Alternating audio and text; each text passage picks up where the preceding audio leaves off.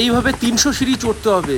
দর্শক বন্ধুরা সবাই দেখতে পাচ্ছ, এটা একটা মালভূমি এলাকা, পাহাড়ে ঘেরা অঞ্চল। সেখানে হচ্ছে এই জায়গাটার নাম হচ্ছে শ্যামসুন্দরপুর, এটা ওড়িশায় অবস্থিত।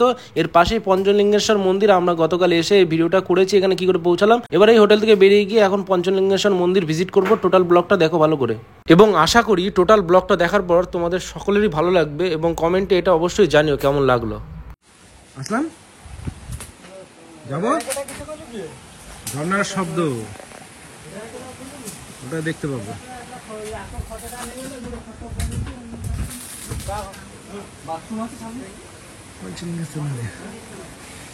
হেঁটে হেঁটে উঠছি, হেঁটে হেঁটে বুকে ব্যথা।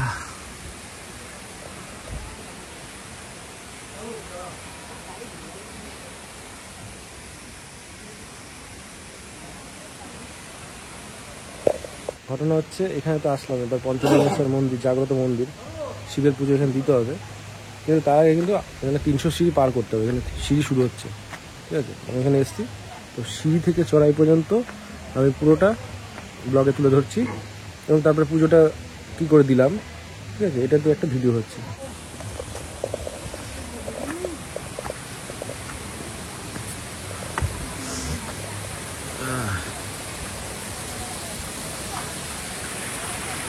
তো সিঁড়িতে আমরা কাউন্ট করতে করতে যাবো কতগুলো সিঁড়ি হলো, তো সেটা তো এখানে রয়েছে।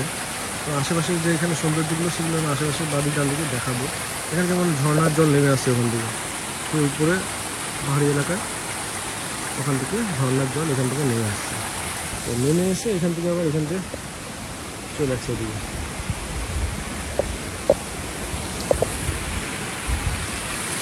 এই যে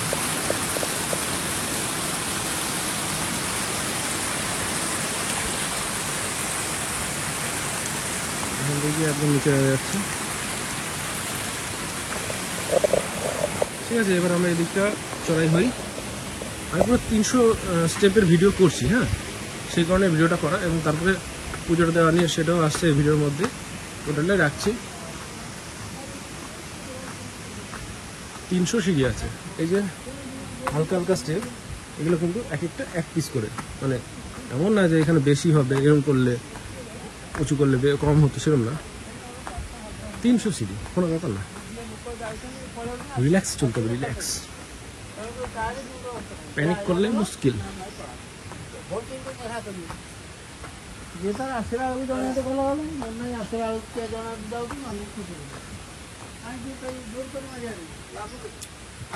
এগুলো খুব দেখার মতো করেছে, সুন্দর করে।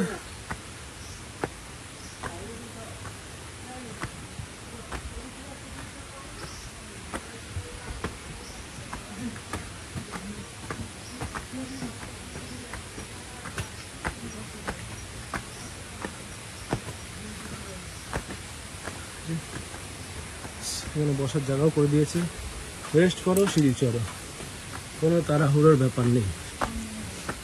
পুজোটা তো সেকেন্ডে হয়ে যাবে, রোহিত রেডি, স্টেপটা ছুটতেই যাঠাই। আমিও কথা বলতে বলতে হাঁপাচ্ছি, মানে আমি হাঁপিয়ে গিয়েছি, ফ্যাক্ট।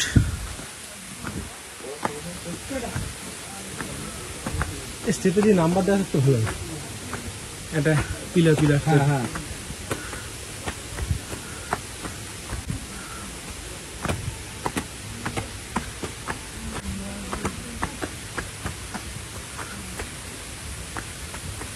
বসবো,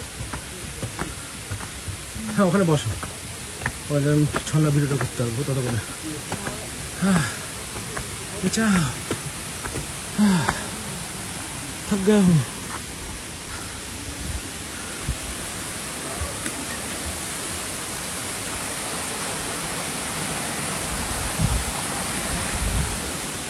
নেমে দেখাচ্ছি একটু।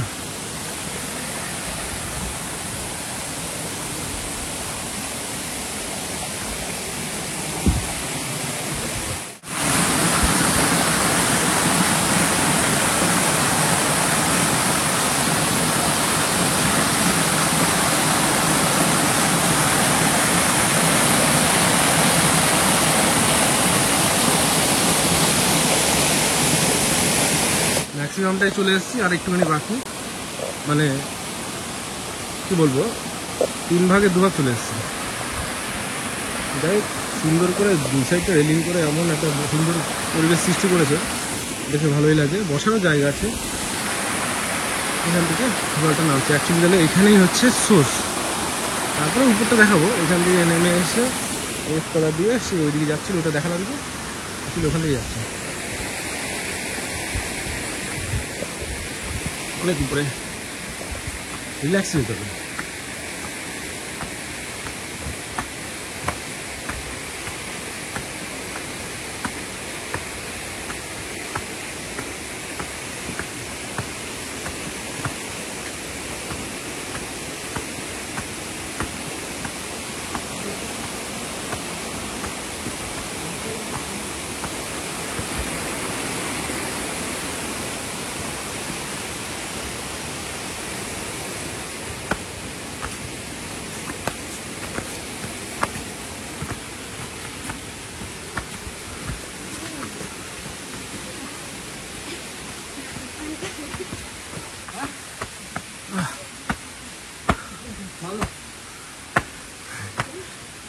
अरे और कितना दूर है?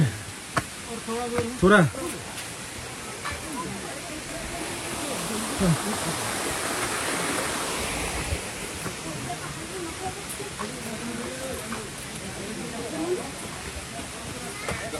এখানে এসে জুতো রেখে তারপর সামনে চললাম। আমরা প্রায় চলে এসেছি এই পঞ্চলিঙ্গেশ্বর মন্দিরে, যে জায়গাটা হচ্ছে কি বলবে, এটা হচ্ছে ঝর্ণার মাঝখানে একটা পাথর আছে, সেখানে এটাকে শিবলিঙ্গ মনে করে সেখানেই যুগ যুগান্তর ধরে পুজো দেওয়া হচ্ছে। সেইখানে আমরা যাব এখন, একদম এখানে গিয়ে পুজোও দিয়ে আসবো। তো ভিডিওটার মধ্যে সেটা শর্ট ফর্মে তুলে ধরেছি, দেখো।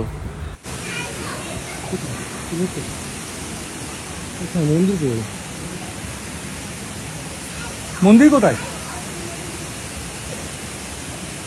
পুরোহিত মশাই নিচে আছেন?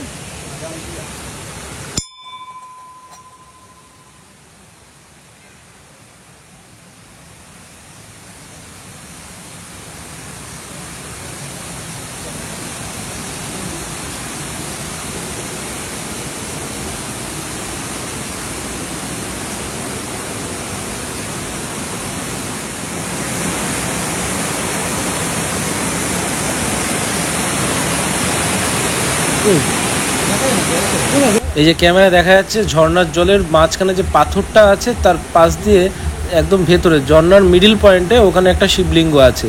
ওখানে গিয়ে অনেকে ছুঁয়ে আছে। তো এই জায়গাটা পিচ্ছিল বলে আমি গেলাম না, পুজো দিয়েছি এবং তারপর এই দূর থেকে একটু ভিডিওটাও করে নিলাম। সামনে গেছি, তবে ওই পিছিল জায়গাটায় যাইনি।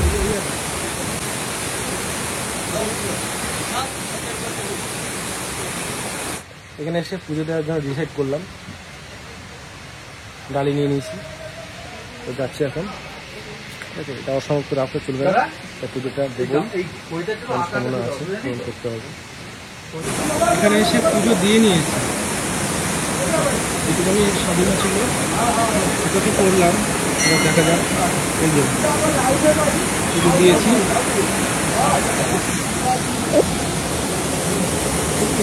এই জায়গাটা